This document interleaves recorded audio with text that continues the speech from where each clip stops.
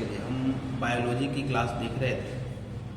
ठीक है, देखिए एनटीपीसी का डेट आ चुका है ना, आपको याद होगा, आपको पता चल गया होगा, अभी तक नहीं पता चला है तो मैं बता देता हूँ। एनटीपीसी का डेट आ चुका है ना, और दिसंबर 14 तारीख से एनटीपीसी का एग्ज़ाम लेने का घोषणा किया है ना, पीयूष रेल मंत्री ने किया है, पीयूष गोयल। अब देखते हैं हम लोग आगे।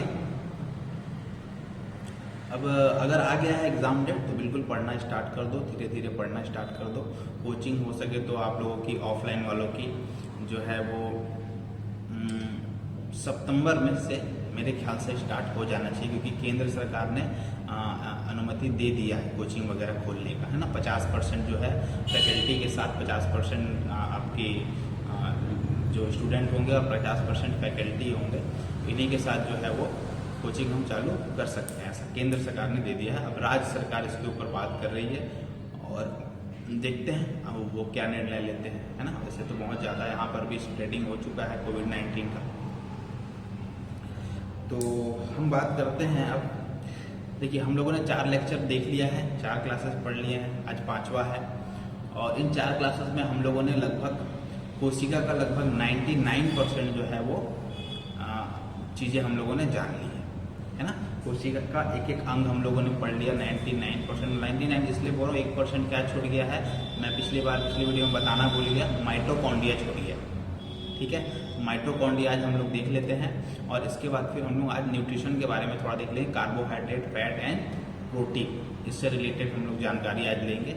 और ये बिल्कुल आप लोगों की एग्ज़ाम के पॉइंट ऑफ व्यू से इम्पोर्टेंट है ना। मैं थोड़ा सा डिटेल में पढ़ाने वाला था, लेकिन क्योंकि एग्ज़ाम नज़दीक है इसलिए थोड़ा सा हम लोग जितनी ज़रूरत है उससे थोड़ा सा बस ज़्यादा पढ़ेंगे, बहुत ज़्यादा डिटेल में नहीं पढ़ेंगे। एनटीपीसी वालों के लिए बहुत ज़्यादा ये यूज़फुल होने वाला है ना, क्योंकि आजकल देखो जो फिजिक्स और केमिस्ट्री की जगह पर बायोलॉजी के बहुत सारे क्वेश्चन हमको देखने को मिल रहे हैं। ठीक है, चलिए तो हम आगे देखते हैं बायोलॉजी। आज हम देखेंगे, पहले हम माइटोकॉन्ड्रिया को समाप्त कर लेते हैं। ठीक है, माइटोकॉन्ड्रिया समाप्त कर लेते हैं। माइटोकॉन्ड्रिया कुछ नहीं भाई, देखो माइटोकॉन्ड्रिया क्या है, इसके अंदर ऊर्जा का निर्माण होता है भाई। सेल में अगर कोई वर्क हो रहा है तो इसका मतलब वहाँ से ऊर्जा कुछ तो प्रोड्यूस हो रहा होगा। तो उस प्रोड्यूस ऊर्जा, वो ऊर्जा का ऊर्जा घर कौन सा है, जिस घर में प्रोड्यूस होता है ऊर्जा, वो क्या है, माइटोकॉन्ड्रिया, वहीं पर ऊर्जा बनता है। ठीक है, इसलिए हम इसको ऊर्जा का पावर हाउस भी कहते हैं। समझ में आ रहा है? ठीक है, देख लीजिए, सबसे पहले चित्र में देख लीजिए आप माइटोकॉन्ड्रिया क्या है। ठीक है, देख पा रहे हैं आप? ठीक है, चलिए देखिए माइटोकॉन्ड्रिया, इसकी खोज तो सबसे पहले याद रखिएगा अल्टमान ने किया। मैंने आपको एक चीज और बताया था कि अल्टमान ने एक चीज का और खोज किया है। ठीक है, शायद आप लोगों को याद होगा, जिसने मेरी सेकंड वीडियो देखी होगी उसको याद होगा। ठीक है, चलिए अल्टमान ने उन्हें बताया था, जिसमें मैंने प्रोटोप्लाज्म के बारे में बताया था। प्रोटोप्लाज्म में जो है वो जो कणिका सिद्धांत दिया था जिसने, वो कौन थे, अल्टमान थे। समझ में आ रहा है? अल्टमान ने माइटोकॉन्ड्रिया का जो सबसे पहला नाम रखा था वो बायोप्लास्ट रखा था। याद रखिएगा, माइटोकॉन्ड्रिया का एक और नाम क्या है, बायोप्लास्ट। लेकिन बाद में नामकरण बेंडा, एक व्यक्ति आया बेंडा, इन्होंने इसका नाम प्लास्ट से रख करके, बायोप्लास्ट से हटा करके क्या कर दिया, माइटोकॉन्ड्रिया कर दिया। ठीक है, समझ में आ रहा है? मैंने बताया कि सभी खाद्य पदार्थ, जितने भी खाद्य पदार्थ है उसका ऑक्सीडेशन इसी माइटोकॉन्ड्रिया के अंतर्गत होता है, इसी माइटोकॉन्ड्रिया में होता है। और ऑक्सीजन के डेशन के बाद वहां से क्या निकलता है, ऊर्जा निकलता है। ठीक है, अब यही ऊर्जा को हम एटीपी के रूप में संचित करते हैं सेल में। ठीक है, कोशिका में ऊर्जा किस रूप में संचित होती है, जमा होती है, तो वो हम क्या कहेंगे, एटीपी के रूप में होती है। मैंने आपको बताया था करेंसी वाली बात पिछले वीडियो में, यदि हम किसी दुकान में जाएं तो वैसे ही अगर हम किसी बैंक में जाएं तो उस बैंक में भी तो जो पैसा पड़ा होगा वो डॉलर तो होगा नहीं, वो क्या होगा, रुपए ही होगा, क्योंकि यहाँ की मुद्रा क्या है, इस देश की मुद्रा क्या है, डॉलर है, सॉरी रुपया है कि नहीं। अब वो डॉलर एक्सचेंज करने वाला बैंक अलग होता है, डॉलर एक्सचेंज बैंक होता है, समझ में आ रहा है, मनी एक्सचेंज बैंक होता है, वो अलग बैंक है। लेकिन जनरल बैंक जिसमें हम पैसा जमा करते हैं और पैसा निकालते हैं, लेन देन करते हैं, वो किस में होगा, इंडियन रुपीज में होगा, है कि नहीं। अब इंडियन रुपीज में जब होगा तो जब हम बैंक से निकालने जाएंगे तो भी रुपीज में निकालेंगे, बैंक में जमा करने जाएंगे तो भी। तो वही चीज है कि वैसे ही शरीर है, बॉडी के अंदर, जीव के अंदर भी जो है वो करेंसी या एनर्जी, भाई बॉडी की करेंसी क्या है, एनर्जी ही तो है। एनर्जी हम खर्च करते हैं और एनर्जी लेते हैं, फिर खर्च करते हैं, फिर लेते हैं, है कि नहीं। तो एनर्जी जो है वो किस रूप में संचित होगा, आप याद रखिएगा, एटीपी के रूप में संचित होगा। समझ में आ रहा है। बेसिकली हमको एनर्जी के लिए चाहिए होता है ग्लूकोज। क्या चाहिए होता है, ग्लूकोज। अब ग्लूकोज से सबसे ज्यादा हमको एनर्जी मिलती है, ठीक है, ग्लूकोज के मॉलिक्यूल से। और एक ग्लूकोज के मॉलिक्यूल से, एक ग्लूकोज के अणु से हमें लगभग 36 एटीपी एनर्जी मिलता है। एक करेंसी जैसे एक महीना काम करने पर आपको 10,000, 15,000, 20,000 मिलता है, वैसे ही एक मॉलिक्यूल से हमको क्या मिलता है, कितनी एटीपी मिलती है, एनर्जी 36 एटीपी मिलती है। समझ पा रहे हैं ना आप, ठीक है। अब ये एटीपी के रूप में ऊर्जा संचित होती है माइटोकॉन्ड्रिया में। श्वसन प्रक्रिया कहाँ होती है, तो माइटोकॉन्ड्रिया, ठीक है। कोशिका में श्वसन प्रक्रिया कहाँ होती है, तो क्या बताएंगे आप, माइटोकॉन्ड्रिया में। और श्वसन प्रक्रिया माइटोकॉन्ड्रिया के अंदर कहाँ होती है, तो क्या बताएंगे, क्रिस्टी में होती है, ठीक है। तो क्रिस्टी नाम याद रखिएगा आप। चलिए आगे देखते हैं, यहाँ पर आप देख सकते हैं, है ना। देखिए, खोज करता है अल्टमान, है ना, नामकरण है बेंडा। उसके बाद कोशिका को पावर हाउस कहते हैं। सभी खाद्य पदार्थ का ऑक्सीडेशन यहीं पर होता है, ठीक है। चलिए, अब ये हो गया लगभग आप लोगों का माइटोकॉन्ड्रिया समाप्त, ठीक है। माइटोकॉन्ड्रिया में बहुत ज्यादा कुछ है नहीं यहाँ, है ना। चलिए, माइटोकॉन्ड्रिया से बहुत रिपीटेड क्वेश्चन आते हैं, 2 से 3। पहला तो कोशिका का ऊर्जा घर किसे कहते हैं, कोशिका की श्वसन प्रक्रिया कहाँ होती है, तो माइटोकॉन्ड्रिया में होती है। और थोड़ा डिटेल में पूछ दिया तो क्रिस्टी में हो जाएगी, ठीक है।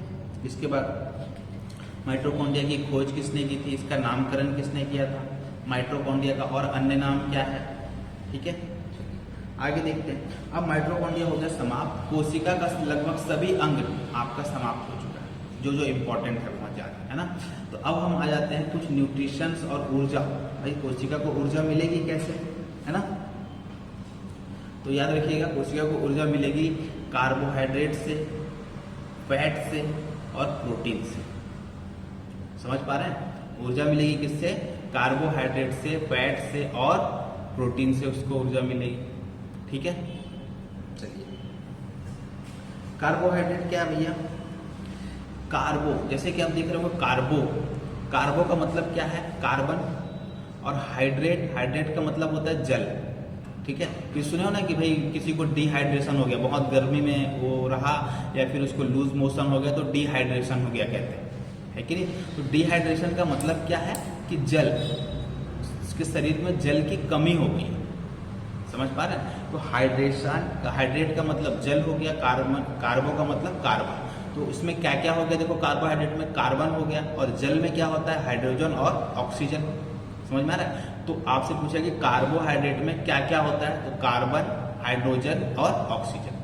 अब ये किस रेशियो में होता है, ठीक है। तो देखो, कार्बोहाइड्रेट बेसिकली क्या होता है, वो एक आपका कहा जाए तो ग्लूकोज का मॉलिक्यूल है, शक्कर है, शर्करा है, ठीक है। और ग्लूकोज का सूत्र देखोगे तो क्या होगा, C6H12O6। तो C6H12O6 का मतलब 6, 12, 6 का रखोगे। थोड़ा भी अगर मैथ्स जानते होगे तो आप बता दोगे कि 6, 12 और 6 का रेशियो क्या होगा, 1:2:1। समझ में आ रहा है। तो कार्बन, कार्बोहाइड्रेट में कार्बन, हाइड्रोजन और ऑक्सीजन का अनुपात कितना होता है, तो 1:2:1। सिर्फ तीनों का नहीं पूछेगा, हो सकता है कार्बोहाइड्रेट में हाइड्रोजन और ऑक्सीजन का अनुपात पूछ ले, तो आप क्या बताओगे, 2:1। कार्बोहाइड्रेट में कार्बन और ऑक्सीजन का अनुपात 1:1, ठीक है। तो इस तरीके से आप लोगों से क्वेश्चन इससे बन सकते हैं, है ना। चलिए, ये तो हो गया कार्बोहाइड्रेट के बारे में हम लोगों ने जान लिया। कार्बोहाइड्रेट से हमें मिलता क्या है, कार्बोहाइड्रेट से हमें एनर्जी मिलती है और न्यूट्रिशन मिलता है, ठीक है। एनर्जी और क्या मिलेगा, न्यूट्रिशन मिलेगा, खनिज मिलेगा। समझ में आ रहा है। देखिए, याद रखना कि फाइबर भी एक क्वेश्चन पूछ चुका है, मुझे याद आ गया अचानक कि फाइबर भी एक प्रकार का कार्बोहाइड्रेट होता है, ठीक है। इनमें से कौन सा एक प्रकार का कार्बोहाइड्रेट है, तो उसमें ये सब कुछ दिया ही नहीं था, शुगर या ग्लूकोज या फ्रक्टोज ये सब नहीं दिया था। क्या दिया था? फाइबर दिया था ऑप्शन। तो फाइबर भी याद रखिएगा, टेक्निकली एक प्रकार का क्या है, ग्लूकोज ही, एक कार्बोहाइड्रेट ही है। समझ में आ रहा है? ठीक है, चलिए आगे देखते हैं। अब देखो कार्बोहाइड्रेट में ग्लूकोज के अणु होते हैं, है ना, ग्लूकोज के मॉलिक्यूल होते हैं। अब ये मॉलिक्यूल किसी कार्बोहाइड्रेट में 2 होते हैं, किसी में 4 होते हैं, किसी में 9 होते हैं, किसी में 10 होते हैं, किसी में सैकड़ों हो जाते हैं। समझ में आ रहा है? एक चेन बन जाती है। तो इस तरीके से हम देखेंगे तो इसको अलग अलग टाइप में बांट दिया गया है। तो सबसे हम लोग पहले हम देखते हैं मोनोसेक्राइड। क्या देखेंगे? मोनो मतलब एक, सिंगल, सेक्राइड मतलब शुगर। ठीक है, सिंगल शुगर का मॉलिक्यूल होगा उसको हम क्या कहेंगे? Monosaccharide, glucose. ठीक है, अब मोनोसेक्राइड में क्या होगा? अब इसमें कार्बन के कितने अणु होंगे? तो 3 अणु होंगे। समझ में आ रहा है? कार्बन के कितने अणु होंगे? 3 या 3 से 7 अणु, ऐसा भी बोल सकते हो। कितने अणु होंगे? 3 से 7 अणु होंगे, परमाणु होंगे, सॉरी अणु नहीं होंगे, परमाणु होंगे। ठीक है, ठीक है। अच्छा, तुरंत ऊर्जा यदि दिया जाना है किसी को, तो देखो किताबों में तो लिखा होता है कि तुरंत ऊर्जा के लिए क्या देना है आपको? कार्बोहाइड्रेट देना है। लेकिन कौन सा कार्बोहाइड्रेट देना है? तो आपको आंसर देना है मोनोसेक्राइड देना है। तुरंत ऊर्जा के लिए कौन सा कार्बोहाइड्रेट चाहिए? मोनोसेक्राइड की जरूरत पड़ती है। ठीक है, चलिए आगे देखते हैं। यहाँ पर आगे देखिए, यहाँ पर कार्बोहाइड्रेट या मोनोसेक्राइड। अगर मान लो कि कार्बोहाइड्रेट नहीं आया, तुरंत ऊर्जा के लिए क्या देना पड़ेगा? तो आपको कार्बोहाइड्रेट ऑप्शन में नहीं आया तो आप क्या लगाओगे? मोनोसेक्राइड का ऑप्शन में। ठीक है, आगे देखते हैं। अब मोनोसेक्राइड में क्या क्या होगा? मोनोसेक्राइड में होगा ग्लूकोज, मोनोसेक्राइड के अंदर होगा फ्रक्टोज, मोनोसेक्राइड के अंदर होगा ग्लैक्टोज। समझ में आ रहा है? ये सभी क्या है? मोनोसेक्राइड। ग्लूकोज जो है, देखिए ग्लूकोज आपको पता होगा, तुरंत ऊर्जा के लिए ग्लूकोज मतलब ग्लूकोज पिलाया जाता है।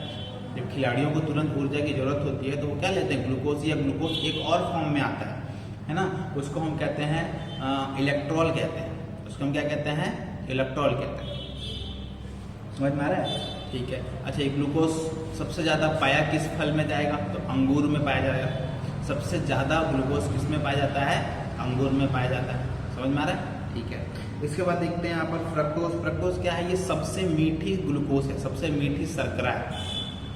समझ में आ रहा है? शर्करा की बात कर रहे हैं हम। सबसे मीठा शुगर कौन सा है? तो फ्रक्टोज है। ये कहाँ पाया जाएगा? तो बहुत जगह पाएगा, जैसे मधु में पाया जाएगा।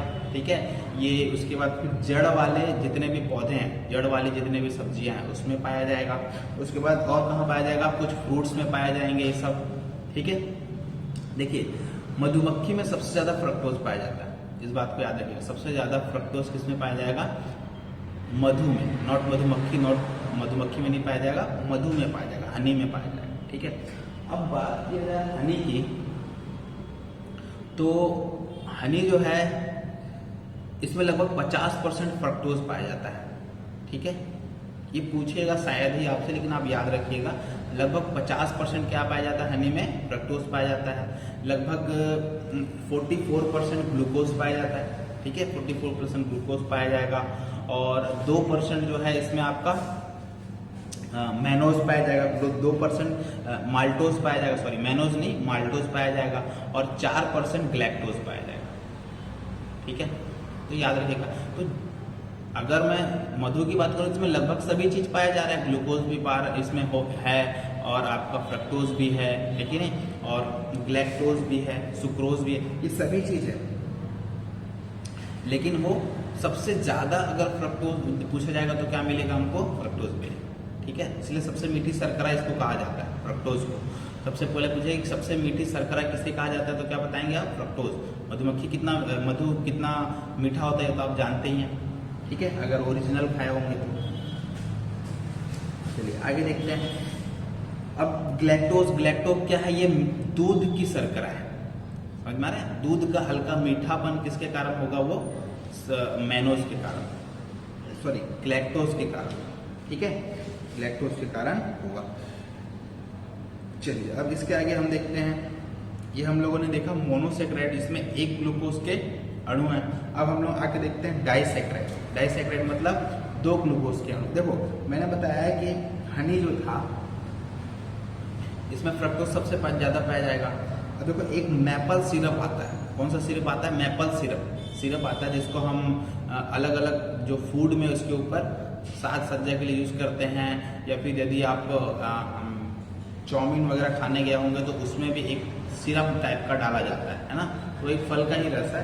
तो उसमें अगर देखा जाए तो सुक्रोज सबसे ज़्यादा पाया जाता है, 96% सुक्रोज पाया जाता है, समझ में आ रहा है। और अगर मैं उसको फ्रक्टोज की बात करूं तो 1% से भी कम उसमें फ्रक्टोज पाया जाता है, समझ पा रहे हैं। तो ये दोनों में अंतर है ना। चलिए आगे देखते हैं। ग्लूकोज की बात की जाए तो ग्लूकोज जो है इसको हम लोग यूनिवर्सल फ्यूल कहते हैं, किसी भी जीव का यूनिवर्सल फ्यूल है। फ्यूल मतलब ईंधन। भाई हमारे पास एनर्जी आती है और उसको हम खर्च करते हैं, फिर आती है खर्च करते हैं, तो एनर्जी किस तरह रूप में आ रही है? ग्लूकोज के रूप में ही आ रही है। सबसे ज्यादा एनर्जी किसी भी जीव को कार्बोहाइड्रेट से ही मिलता है, समझ में आ रहा है ना। यदि आपसे पूछे कि सबसे ज्यादा एनर्जी किसी जीव को किससे मिलेगा, तो कार्बोहाइड्रेट से मिलेगा, ठीक है। चलिए आगे देखते हैं हम। तो कार्बोहाइड्रेट की बात कर लिया हमने। यूनिवर्सल फ्यूल मतलब यदि आप इंडिया में हो या ऑस्ट्रेलिया में हो, या आप ऑस्ट्रेलिया का जीव है या इंडिया का जीव है, या जीव के साथ साथ में पौधों की भी बात कर रहा हूँ, है ना। ऑस्ट्रेलिया हो या ब्राज़ील चले जाओ, या उधर उत्तर अमेरिका चले जाओ, या इधर अलास्का चले जाओ, या साइबेरिया चले जाओ, कहीं भी चले जाओ, लेकिन आपको जीवों में यूनिवर्सल फ्यूल उसका ईंधन क्या मिलेगा? सिर्फ और सिर्फ ग्लूकोज ही मिलेगा। कोई भी जीव ग्लूकोज के रूप में ही लेता है ईंधन, और ऊर्जा अलग अलग रूप में खर्च कर देता है, ठीक है। चलिए आगे देखते हैं हम। अब आ जाते हैं हम डाइसैकराइड में। अब डाई का मतलब होता है दो। अब डाई का मतलब दो, इसका मतलब दो आपके जो है इसमें 2 शुगर मॉलिक्यूल होंगे। ग्लूकोज के कितने अणु होंगे? 2 अणु होंगे, है ना, डाइसैकराइड। तो डाइसैकराइड, या अब इसको कह सकते हो कि 2 मोनोसैकराइड से मिलकर ये बना हुआ है। 2 मोनोसैकराइड से मिलकर क्या बनता है? एक डाइसैकराइड बनेगा, ठीक है। अब डाइसैकराइड जो होता है ये जल में घुलनशील होता है, याद रखिएगा इसको, ठीक है। अब डाइसैकराइड क्या क्या है? माल्टोज है, लैक्टोज है, और ये सुक्रोज है, समझ में आ रहा है। माल्टोज हो गया, लैक्टोज और सुक्रोज। अब ये 2 डाइसैकराइड से मिलकर बन रहा है, समझ में आ रहा है ना। 2 डाइसैकराइड से मिलकर बन रहा है, तो इसका मतलब किसी ना किसी चीज से तो मिलकर बना होगा ये। तो माल्टोज किन 2 डाइसैकराइड से मिलकर बना होगा? पिछला वाला याद रखिएगा, दिमाग में रखिएगा, डाइसैकराइड, ठीक है। तो देखो माल्टोज किसको बनेगा? ग्लूकोज और ग्लूकोज मतलब 2 ग्लूकोज से मिलकर के बनेगा एक माल्टोज, ठीक है। 2 ग्लूकोज से मिलकर क्या बनेगा? 2 ग्लूकोज अणु से एक माल्टोज बन जाता है। वैसे ही लैक्टोज की बात करूं तो एक ग्लूकोज और एक ग्लैक्टोज से, ग्लूकोज और ग्लैक्टोज से मिलकर क्या बनेगा? लैक्टोज, समझ में आ रहा है, ठीक है। ग्लूकोज और फ्रक्टोज से मिलकर क्या बनेगा? सुक्रोज। ग्लूकोज और फ्रक्टोज से मिलकर क्या बनेगा? सुक्रोज बन जाएगा, समझ में आ रहा है। सुक्रोज जो होता है वो चीनी में चीनी या शुगर केन, गन्ना, इसमें सबसे ज्यादा पाया जाता है सुक्रोज। गन्ने में सबसे ज्यादा कौन सी शर्करा पाई जाएगी? तो क्या बताओगे? सुक्रोज पाया जाएगा, ठीक है। देखो मैंने बताया था ग्लैक्टोज दूध की शर्करा है, तो वैसे ही लैक्टोज भी क्या होगा? दूध में पाया जाता है, समझ पा रहे हैं कि नहीं। ग्लैक्टोज दूध में पाया जाता है, वैसे ही ग्लैक्टोज और ग्लूकोज से मिलकर के क्या बना है? लैक्टोज। ये लैक्टोज भी किसमें पाया जाएगा? दूध की शर्करा, आप बता सकते हो आराम से, है कि नहीं। और माल्टोज की बात करें तो ये लगभग ज्यादातर अंकुरित बीज में पाया जाता है। चलिए आगे देखते हैं यहाँ पर, ठीक है। माल्टोज जो है, अगर आप माल्टोज की बात करोगे तो ये मदिरा में भी पाया जाता है। जो हम बियर जानते हैं आप, है ना, जौ से बनता है बियर, तो उसमें भी पाया जाता है, क्योंकि जौ भी क्या है? एक अंकुरित बीज है, ठीक है। लैक्टोज जो है वो दूध दही में पाया जाता है। माता के दूध में भी क्या पाया जाता है? ग्लैक्टोज पाया जाएगा, ठीक है। चलिए आगे देखते हैं। अब हम देखते हैं ट्राइसैकराइड। ट्राइसैकराइड मतलब इसमें ग्लूकोज के 3 अणु होंगे, या 3 से ज्यादा, 3 से 10 के बीच में होंगे। कितना? 3 से 10 के बीच में होंगे, ठीक है। इसमें 3 मोनोसैकराइड होते हैं, लिख सकते हो आप। ये किस में पाया जाएगा? ये सोयाबीन में पाया जाएगा, या एक रेफिनोज करके एक पौधा है उसमें पाया जाता है, समझ में आ रहा है, ठीक है। आगे देखते हैं। अब आ जाते हैं पॉलीसैकराइड। पॉलीसैकराइड मतलब बहुत ज्यादा पाया जाता है। लगभग इसमें 10 से ज्यादा ग्लूकोज के अणु पाए जाते हैं, याद रखिएगा। पॉलीसैकराइड में 10 से ज्यादा ग्लूकोज के अणु पाए जाते हैं, है ना। चलिए आगे देखते हैं। 10 से ज़्यादा मतलब 10 से लगभग 1000 तक ये बहुत सारे ये लाइन बनाता जाता है। समझ में आ रहा है? जैसे एक ऐसा लाइन बन गया चेन, तो इसमें इधर एक लाइन, इधर एक लाइन, इधर एक लाइन, इस टाइप से लाइन बनाता जाता है। समझ पा रहे हैं ना। चलिए आगे देखते हैं। यह जल में पॉलीसेकेराइड जो होता है ये जल में अघुलनशील होता है, जल में नहीं घुलता, ठीक है, अनडिजॉल्व होता है, ठीक है। ये स्वाद की अगर बात करें तो ये मीठा नहीं होता, ठीक है, इसीलिए इसको नॉन शुगर कहते हैं। नॉन शुगर किसे कहते हैं तो आप क्या बताओगे? पॉलीसेकेराइड को बात करेंगे, है ना। चलिए आते हैं, ठीक है। अच्छा, पॉलीसेकेराइड जो है ये बहुत सारे अणुओं से मिलकर जुड़कर बने होते हैं ग्लूकोज के। तो ये किस चीज से जुड़ते हैं, किससे चीज से जुड़कर रहते हैं, किसकी सहायता से जुड़ते हैं, कौन सा बॉन्ड होता है इसमें, तो आपसे ये पूछ सकता है। तो याद रखिए कि ग्लाइकोसिडिक बॉन्ड, यहाँ पर मैं देखिए यहाँ पर ग्लाइकोसिडिक बॉन्ड से जुड़े होते हैं ग्लूकोज के अणु, किसमें? पॉलीसेकेराइड। चलिए आगे देखते हैं, ठीक है। अब ये होता है जिसमें ये पॉलीसेकेराइड होगा किसमें, ठीक है। देखिए यहाँ पर मैं लिख देता हूँ। सेलुलोज देखो मैंने बताया था कोशिका भित्ति बना होता है ना। अगर एग्जाम्पल पूछे तो क्या होगा? कागज और कपास, ये किसकी बनी हुई है? पॉलीसेकेराइड, ठीक है। काइटिन ये भी पॉलीसेकेराइड का उदाहरण है, कवकों की कोशिका भित्ति बनी होती है ना। पेक्टिन है ना, कीटों का बाह्य कंकाल मैंने बताया था। उसके बाद स्टार्च भी क्या है? एक पॉलीसेकेराइड है। स्टार्च मतलब आलू में होगा, जो स्टार्च किसमें होगा? आलू में होगा, है ना। स्टार्च को हम संचित ईंधन कहा जाता है ना। मीठा नहीं होता, मैंने आपको बताया था स्टार्च क्या नहीं होता? मीठा नहीं होता। और पूरी पॉलीसेकेराइड भी मीठ का स्वाद भी मीठा लगभग नहीं होता है ना। संचित ईंधन की हम बात कर लेते हैं। स्टार्च क्या है? एक संचित ईंधन है। इसके बाद फिर ग्लाइकोजन, ठीक है, ये यकृत में पाया जाता है, यकृत में पाया जाने वाला पॉलीसेकेराइड है ये, ठीक है। उसके बाद फिर इंसुलिन जो है ये एक पौधे से पाया जाता है जिसको डहेलिया बोलते हैं, है ना। डहेलिया पौधे से इंसुलिन निकाला जाता है, ठीक है। इंसुलिन बनाया किससे जाता है? डहेलिया पौधे से। समझ में आ रहा है कि नहीं? ठीक है। फाइबर भी मैंने शुरू में ही बताया था। फाइबर भी एक प्रकार का क्या है? कार्बोहाइड्रेट है और पॉलीसेकेराइड है, ठीक है ना। कार्बोहाइड्रेट देखो, अगर हम हमारे शरीर के उपयोग की बात करें तो हमारा ब्रेन ही एक ऐसा जो अंग है, वो मनुष्य में दिमाग ही एक ऐसा अंग है जिसको कार्बोहाइड्रेट की जरूरत पड़ती है। समझ में आ रहा है? और किसी को कार्बोहाइड्रेट की जरूरत, अब हम आगे देखते हैं इसको। कार्बोहाइड्रेट जो है ये इसका जो, अगर मैं जीवन काल की बात करूं तो बहुत लंबे समय तक ये चलता है ना।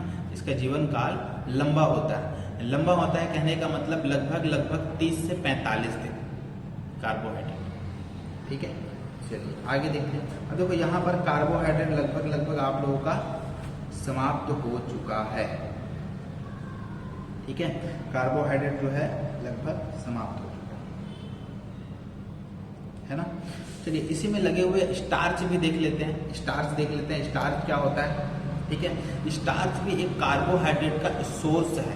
मैंने यहाँ पर देखो स्टार्च के बारे में स्टार्च लिखा है ना, ये कार्बोहाइड्रेट का ही एक सोर्स है स्टार्च, ठीक है। स्टार्च हमें मिलेगा कहाँ से? आलू से मिलेगा। मैंने आपको और एक चीज़ याद रखो, जो कैप्सूल का परत होता है, जो हम कैप्सूल देते हैं, वो किस कैप्सूल का ऊपरी परत, वो भी स्टार्च का बना होता है, ठीक है। तो याद रखिएगा इसको भी, ये भी पूछ चुका है कई बार क्वेश्चन, है ना। तो स्टार्च के बारे में हम कुछ क्या है, देखो सबसे पहली बात तो याद रखना कि स्टार्च को हम संचित भोजन कहते हैं। क्या कहते हैं? संचित ईंधन, भोजन नहीं, संचित ईंधन कहते हैं। देखो यहाँ पर संचित ईंधन कहते हैं। समझ में आ रहा है? वसा को हम संचित भोजन कहते हैं। संचित भोजन हम किसे कहते हैं? वसा को। और स्टार्च को हम क्या कहेंगे? संचित ईंधन, ठीक है, ठीक है। वसा को हम संचित भोजन या इसे एम्फीफैटिक भी कहा जाता है। समझ में आ रहा है ना? ठीक है ना। देखो अगर मुझे किसी का प्रेजेंस ऑफ स्टार्च चेक करना है, याद रखिएगा इस बात को। यदि मुझे स्टार्च, किसी चीज में स्टार्च है या नहीं है, अगर चेक करना है तो इसके लिए मुझे आयोडीन की मदद लेनी पड़ेगी। समझ में आ रहा है ना। ये क्वेश्चन पूछ चुका है, एसएससी में ये क्वेश्चन पूछ चुका है कि स्टार्च को पहचानने के लिए या स्टार्च की उपस्थिति ज्ञात करने के लिए किसकी सहायता की जरूरत पड़ती है, किसकी आवश्यकता होती है, तो याद रखिएगा आयोडीन की आवश्यकता होती है। आयोडीन की मदद से हम स्टार्च की उपस्थिति का पता लगाते हैं। समझ में आ रहा है, ठीक है। और देखिए, अगर मैं संचित ईंधन की बात करूँ, स्टोर एनर्जी, है ना, तो एनिमल में ये अलग होगा और प्लांट में अलग होगा। एनिमल में अगर मैं बात करूँ तो संचित जो है वो स्टार्च के रूप, स्टार्च नहीं, ग्लाइकोजन के रूप में होता है, ठीक है। एनिमल में ग्लाइकोजन के रूप में होगा और स्टार्च में प्लांट में किस रूप में होगा, स्टार्च के रूप में होगा, देख सकते हैं आप, ठीक है। स्टार्च के रूप में संचित होता है। समझ में आ रहा है। तो ये आपका स्टार्च भी लगभग समाप्त हो चुका है, ठीक है। तो वीडियो लगभग आधे घंटे की हो चुकी है और हम एक काम करते हैं कि इसको अभी यहीं रोकते हैं, क्योंकि वसा अगर पढ़ाने जाऊँ तो वो भी लंबा चैप्टर है। अगली क्लास में हम वसा और आपका कार्बोहाइड्रेट, वसा और प्रोटीन दोनों पढ़ लेंगे। बहुत इंपॉर्टेंट ये टॉपिक है, ये 3 टॉपिक बहुत ज़्यादा इंपॉर्टेंट टॉपिक, ठीक है। चलिए, तो हम अगले चैप्टर में अगले क्लास में यही देखेंगे, है ना। अगले क्लास देखिए, अब मैथ्स का भी वीडियो जो है वो अब आना स्टार्ट हो जाएगी। मैथ्स भी मैं साथ साथ लेकर के चलने की कोशिश करूँगा। बहुत दिक्कत होता है ना, क्योंकि इसकी भी वीडियो चलानी है, इसकी भी क्लास लेनी है और मैथ्स की भी लेनी है। एडिट मुझे ही करना है, रिकॉर्ड मुझे ही करना है, ठीक है ना, और कोई होता नहीं है ऐसा। तो देखते हैं फिर आगे अगली क्लास में हम स्टार्च और प्रोटीन पढ़ेंगे और हो सके तो एक वीडियो उससे पहले मैथ्स किया जाएगी, है ना। मैथ्स के लिए हम लोग रिमाइंडर थ्योरम पढ़ सकते हैं या कोई और अच्छा टॉपिक मैं लेकर के आऊँगा और आधे घंटे की वीडियो में एक टॉपिक लगभग आपको सिखा कर ही जाऊँगा, ठीक है। चलिए, फिर आगे मिलते हैं अगली वीडियो में, है ना। Thank you.